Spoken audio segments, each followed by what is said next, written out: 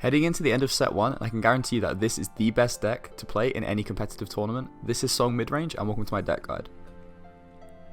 So the card that puts this whole deck together is Ariel Spectacular Singer. It's a free cost with the ability Singer 5, which allows you to sing songs that cost 5 or less, which is insane, as you can have your early game tempo boosted by singing songs that would originally cost you 5 ink just for free on turn 4 onwards, and you still have the 4 ink to play with. You also have the ability Musical Debut, which means when you play this character, you can look at the top 4 cards of your deck, you can reveal a song, any song you find there, and put it into your hand, and then you put the rest at the bottom of your deck in any order. So this allows you to just get an extra draw card, and if you find an inkable song, you can just have free ink for that turn, or you can find some 5-cost songs, which can really push your tempo and just really make it impossible for your opponent to keep up within the mid game. We also use insane powerhouse cards like Tinkerbell Giant Fairy and Rockstar Stitch, both with the ability Shift 4, which means if you don't find Ariel on turn 3, you can have these on turn 4 and you just really accelerate the game from there. Tinkerbell allows you to have the board control of just pinging extra damage everywhere, and most of the time you can have an insane board clear. And then Rockstar Stitch allows you to be super aggressive and just spam the board with cheap units and just refill your hand just for infinite gas and fuel, and then you end the game very quickly there. You can also use Rockstar Stitch as a late game tool to just make sure that when your opponent doesn't have any answers to the board, you just pull the trigger and just go from there and just end the game on the spot there. It's important to note that both of these characters can also sing songs that cost 5 as well. So you have Ariel, Tinkerbell and Stitch all singing songs that cost 5, and these effects are really strong, especially when you get to play them for free. It's impossible for your opponent to keep up with. So the songs in the deck are Be Our Guest, which is a 2-cost inkable, A Whole New World, Grab Your Sword. These all have insane implications in this deck, and when you can use them correctly, you'll really feel the impact of being able to sing these songs for free. This is a deck list that I've got. We saw some original iterations of this deck using like the 4 Lilos that can quest for 2 and they're 1 cost, but we've kind of gone to like more of a mid-range style with like Rapunzel's and You Have Forgotten Me. We see Cerberus, which just has really good stats, and we see Rockstar Stitch just for more card draw. We have a lot of card draw with Rapunzel, both of the Stitches really, and the Ariel allowing you to draw 1 extra card. And then we have cards like Lantern just to make your expensive cards a lot cheaper, and this also works with shifts. So if you have a Lantern and you can use Lantern, your Stitch Shift 4 is now like a Stitch Shift 3, and that's the same for Tinkerbell. We have the insane board control tools that Steel normally has with the insane mid-range tools that Amber has, and pack them together and we have a really strong deck. The main combo I've got for this deck is Rockstar Stitch, and then you just spam the board. I've got Lilo here on the graphic in case you want to mess around with the deck at all. If you're playing more of an aggressive style, we can add Lilo, but Lilo's not in the deck list that I'm showcasing today. But there are definitely some ways that you can put Lilo in the deck to make it more of an aggressive style rather than a mid-range style. For the Mulligan, I'm going to say that you want to look for like a 1-drop, and that can be Stitch or Captain Hook. Both are good. Captain Hook is really good at just getting you to the turn 3 Ariel really safely. Turn 3 Ariel is like your ideal turn 3 because it allows you to find the song and just really like push the tempo like I keep mentioning. And then I've also got Tinkerbell or Stitch. Now depending on what you have in your hand, you either want to keep the Giant Fairy Tinkerbell if you have the Tiny Tactician Tinkerbell, or you want to keep the New Dog Stitch if you have the Rockstar Stitch. Basically you just want to make sure that you have a really strong turn 4. So that can be with Ariel singing a song that costs 5, or Tinkerbell or Rockstar Stitch shifting. But it's quite simple to just find these cards. Basically you just want to have cards that you can ink as well. You want to get rid of any uninkables. You probably want to keep Lantern as well. But yeah, that's the Mulligan for this deck. Matchups for this deck are very easy. There's no unfavorable matchups I'm going to say. Favorable is Emerald and Sapphire. That's because with Emerald they're going to want to be playing a lot of cheap units that are very easy to kill. So you can just use Tinkerbell and grab your sword for that, and the opponent is just not going to be able to keep up with your tempo there, and then you just outvalue them with cards like Rapunzel and Cerberus, just healing and drawing cards and like just clearing their board when you can, and then popping off a Rockstar Stitch for an insane finisher combo. We've also got Sapphire. Sapphire takes a lot of time to ramp, so by the time they've ramped, you've probably got Rockstar Stitch set up. They also have no board clear, so if you get a really wide board, the opponent's going to have an awful time trying to deal with that. And then in even, I've got Ruby Amethyst. I've put both of those together just because in the matchup for that, you just want to keep Beast. To show the Magic Mirrors, they put them down with Beast, and then stop their card draw, and then just outvalue them with your own Rapunzel card draw and your Rockstar Stitch combos. You don't want to play into the Be Prepared, but when they have no cards in hand, it's very easy to just pull the trigger and be like, okay, you need to have this answer. And if they have the answer, you just go and do it again because you have so much card advantage. And then of course I've got Amber and Steel in the even, just because we're playing these two inks, so the opponent's probably going to have the same tools as us, so it's kind of just a skill matchup from there. So this is the matchup breakdown. I'm going to go into some games now, see if I can showcase the deck. Thank you for watching, and I'll see you in the next one. Okay, so before we start game 1, I just want to let you know that there is a MCM Comic Con Gaston promo giveaway going on my Twitter account, or my X account, whatever you want to call it. Details to that will be in the pinned comment and in the description, so good luck in that. Going first, we actually don't really have anything crazy. I'm going to get rid of one lantern. Keeping a lantern and a grab your sword is quite risky because they're both uninkable, but I think if I can go turn 3 Tinkerbell into turn 4 shift, and then we can also sing grab your sword, and we should get a lot of tempo from there. And the lantern's a really good ramp tool. We do find Whole New World as well.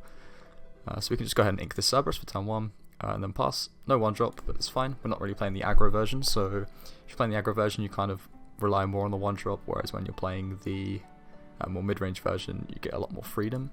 So we did see a Mad Hatter, so I'm going to assume we're against aggro, so this could be quite a solid matchup for us. We could go Lantern, but I think I am just going to go for the Simba here, just to have a unit on the board to react to what the opponent plays.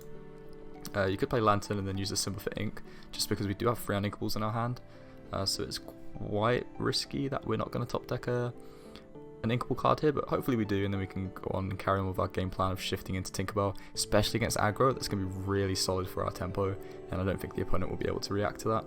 So we do find Prince Eric, so we can go ahead, ink the Prince Eric, go for our Tinkerbell, and then honestly there's nothing stopping us from questing here. If the opponent wants to hit their Flynn into the Simba, that's more than welcome. I don't think they will, it's a terrible play, but you know, there's no downside to really questing here. I don't think the opponent can really do much. They could use a Megara with the Flynn to get past the Simba, but even then I'm still fine with that. So the opponent's just going to play a second Flynn. I'm not really a fan of discarding my cards, so I probably am going to do grab your sword shift. Especially if the opponent plays a 1-drop here, then I'm going to be more than happy to shift it and sing grab your sword. Do you find Ariel? But it is kind of... Okay, cool. So what I'm going to do is I'm going to play Ariel. It's 1 turn late, so we're not bothered. We want to stick to this game plan of shifting into Tinkerbell, and because we shifted, we can attack straight away. So I am just going to attack into this Flynn, discard our Lantern here, so we can keep the card draw and the board control, and then we can use Tinkerbell to get rid of both of these Flynns, and only have to discard 1 card in the process. Our opponent does have 5 cards in hand, so next turn I think I might even use this Whole New World. I'm not bothered, because the opponent's already got so many cards in hand. Refreshing their hand is going to be fine, especially because we've got the Tinkerbell and the Simba set up. We can always sing grab your sword and then play Whole New World as well. That'd be really good for us. Opponent's going to go Rafiki. Totally fine trade for me. So they are playing Amethyst. So what can we do here? We can even go... I think if we play the Simba, honestly, play the Simba in bodyguard mode, don't mind trading the Rafiki, and then just sing Whole New World. We are giving the opponent a lot of cards to play with, but our hand is kind of dead, so it just kind of gets us back into the game, and we don't mind taking this 1 turn as a breather, and then we can go ahead and ink this smaller Tinkerbell. Honestly, we don't really need it after the shift, and then we can just drop a Lantern, and then the hook, and then go from there. So it's a really solid start from us. We've just shown how much tempo you can get from this deck, and then next turn we can even ink like a Be Our Guest, use Lantern, go into Surface Stitch, and then draw more cards.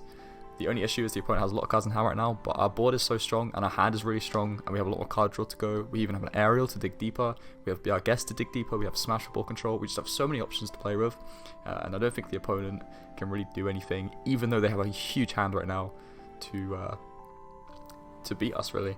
And that's one of the most difficult skills about using Whole New World, is just knowing when to use it effectively. Like there, if I had like 3 cards in hand and they were like just okay, and the opponent had like 2, you definitely do not want to do that. You just want to like bleed your opponent out, let them just run out of gas essentially. So they're gonna hit the Rafiki into the Tinkerbell. So I have to keep in mind this Tinkerbell is on 1 health. If we can use Be Our Guest and find Rapunzel, then we're gonna have a really good time. So yeah, this opponent's just gonna concede there. That's how easy the aggro matchup is for this deck, and let's go into game 2. Okay, so heading into game 2, we're going first this time. It seems like we have quite a solid start. I mean, at least we have a 1-drop. We do have a Rockstar and a Giant Fairy. I am going to keep the Giant Fairy, the Smash, get rid of all this expensive stuff, and then see what we can find. we do manage to find a really solid like curve here, so we can definitely go hook turn 1, it's fine. Just thinking what I want to ink here, probably just going to go ahead and ink this Surfer Stitch, just because it's very expensive and we're not going to have a solid chance to play it until very late on, and by then we might have already drawn a second one, and a lot of these cards are going to be really useful until we can get to that second one. So we see a befuddle from the opponent, so I'm thinking it's going to be like a Amethyst Emerald aggro kind of deck. So we can go for we probably want to keep the Smash and the Tinkerbell and the Ariel, so we probably can just get rid of the Stitch honestly, and then we can just go for Simba. And I'm not going to put Simba in bodyguard position or anything like that, I'm just going to leave it and pass. The reason I do this is because if they hit into the Simba, it's not really going to do anything, and it doesn't really change if the Captain Hook swings into it, it's going to be the same, apart from my Simba's just going to have damage on it. See a Gaston here, which is interesting.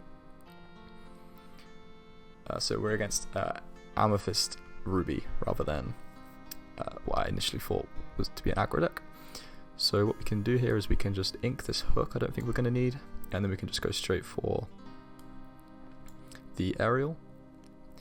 And then I probably want to take, oh sorry, I can't take anything because they're not songs, so that's fine. We're probably going to not see these 2 Rockstar Stitches, and we've only got 1 more You Have Forgotten Me in the deck, same with the Cerberus, so important to just keep a note that these are at the bottom of the deck, and we're more likely to see other cards than these ones moving forward. So part of me thinks I can just quest for the Simba and I can trade Gaston and then trade Gaston out basically. But I don't think I'm going to do that. I think I'm just going to pass, play a really slow game. That's the great thing with this deck, is you can play very slow or very aggressive. We're against control. We do just kind of want to play quite explosively. We don't really want to give them chances to trade with the board. And especially things like if we don't want to quest, because they have things like Aladdin to just stop our quest and steal it back. So it's important to note we want them to kind of go questing first. And we do top deck a really solid Grab Your Sword, which I think I am just going to use here. So turn 3, or I guess a turn 4, Grab Your Sword clears most of their board, and then we can just ink this Smash very nicely, and then we can just go ahead and quest with everything. We don't want to play Rapunzel because this is going to draw us cards. Sure, it will give us something extra on the board, but we mainly want to use it for the card draw. Despite it being very solid at questing and having good stats for questing, the card draw is the most important thing we want to use it for. So even if you're not using any cards in a turn, it's probably best to still save it for a later turn, especially where we'll have 5 ink next turn, so we won't have any card. We don't have any cards that cost 5 in our hand at the moment, so next turn we still have the chance to play it as well. So we do see Be Our Guest, which is fine. I might just use that now honestly. I can sing that with the Simba. So we do see a Rockstar Stitch, so I'm definitely going to take this. And then I am going to go ahead and quest with both of these, definitely. And then I think I probably want to... I'm not sure what I want to ink here. So interestingly enough, I don't think they're going to be attacking us for the Rapunzel, but it is one of our only forms of card draw. And the Rockstar Stitch is quite risky, where we don't have any cheap units. And the Tinkerbell is just always good, so I'm going to go ahead and ink this Rockstar Stitch, and then just pass. Again, not spending any of our ink, but we have a low cards. We have a low hand size, so we don't just want to vomit our hand onto the board just for them to clear it. We are only on 4 quest, so it's going to be quite a slow game. We do really want to find Beast, is what we want to use mainly to get around these magic mirrors. So we see Maui, we can just hit the hook into the Maui, is fine, and then they are going to use Olaf there.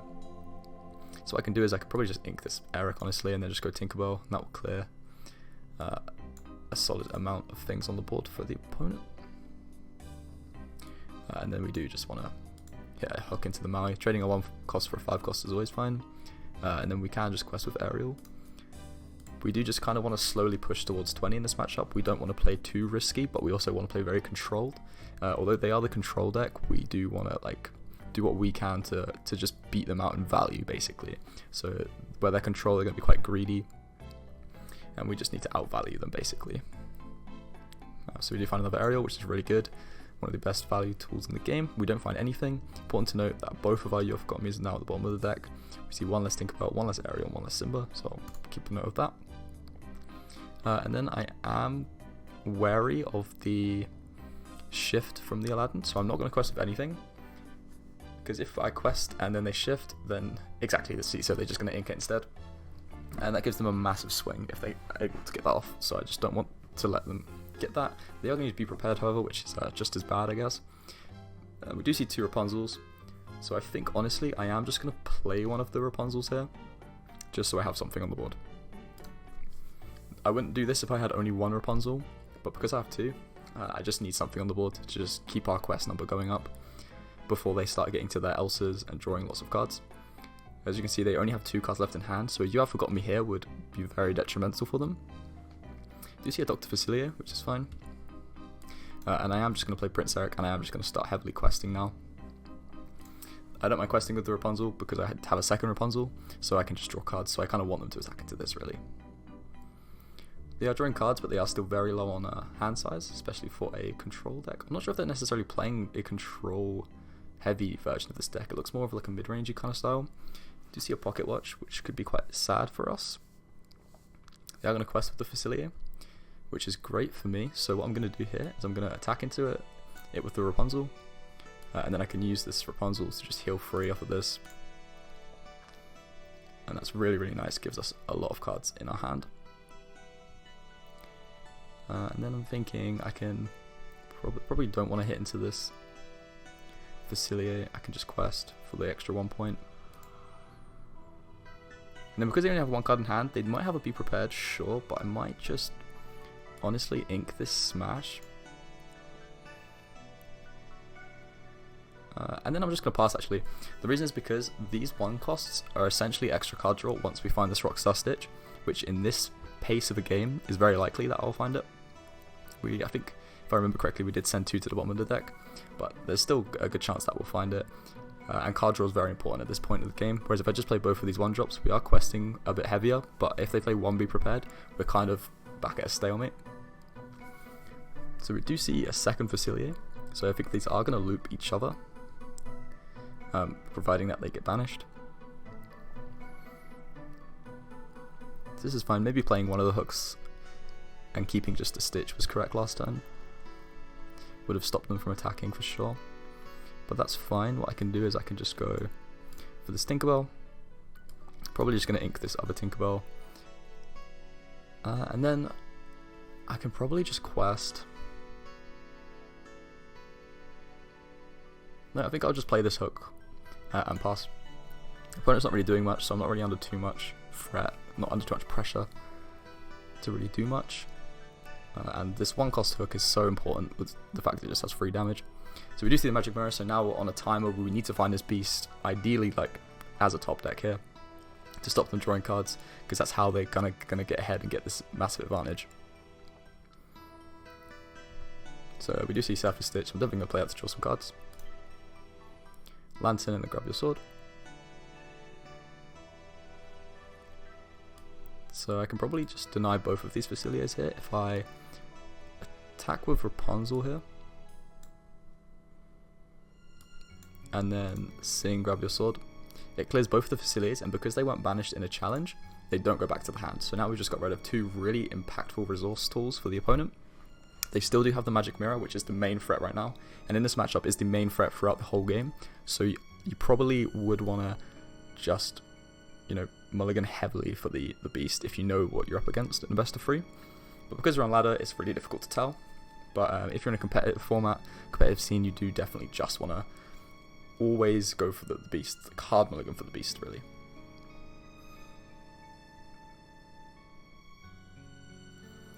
Opponent doesn't have 1 card in hand, so a beast top deck here would be fantastic. We don't find it, but it is a hook.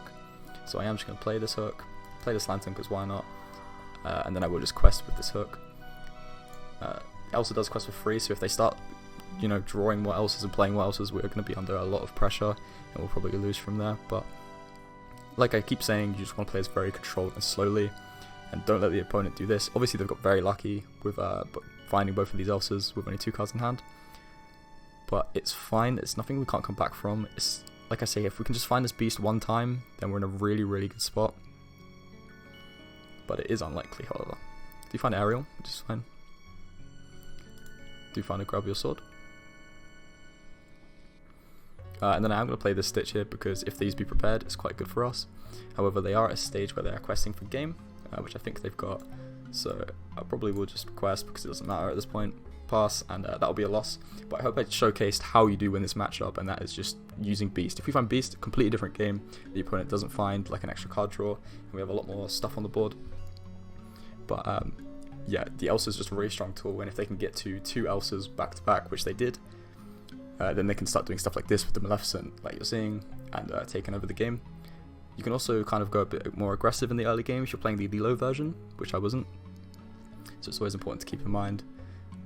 But that was a loss in game 2. Hopefully I showcased how you could win this matchup and showed you that it's quite difficult to win the matchup. But other than that, thank you so much for watching. Do remember the Gaston giveaway, pinned comment and probably in the description. So good luck on that one, and I'll see you in the next one.